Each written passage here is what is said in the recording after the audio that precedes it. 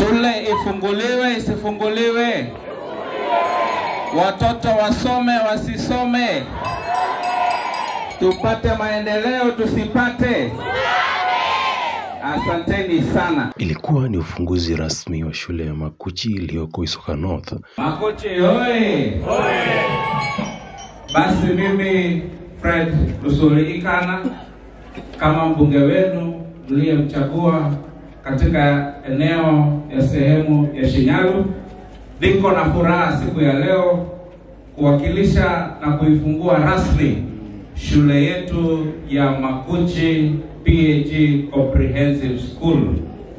Mwenyezi Mungu tunamuomba abariki wanafunzi, wazazi, walimu na wale wote ambao watapitia katika shule hii. Amina.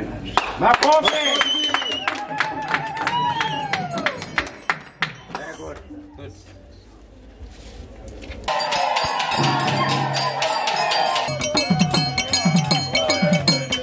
Alifungua rasmi shule ili kuwasaidia kurahisisha na kuendeleza masomo katika eneo hilo.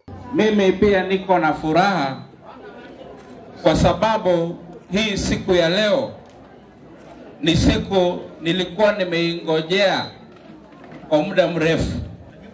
Wakati tulikuwa kwa harakati za kukimbia hapa na pale kutafuta vyeti ambavyo vingetuwezesha kuanzisha shule hii rasmi, nilikuwa na tumaini kubwa kwamba tutapata nafasi kama hii, tuje tujumuike, tufurahie wana wetu, kwa sababu tunawapatia nguzo kamili ambayo tutawasaidia kukabili maisha.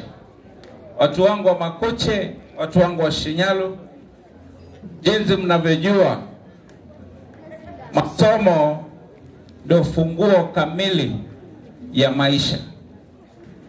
Masomo ndio akiba ambayo haiozi, na ndio maana lazima tuwekeze katika elimu ya watoto wetu.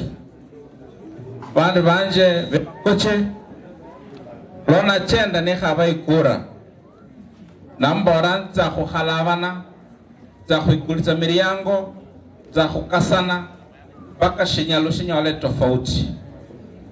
Na hii tofauti inaanza na maswala ya masomo.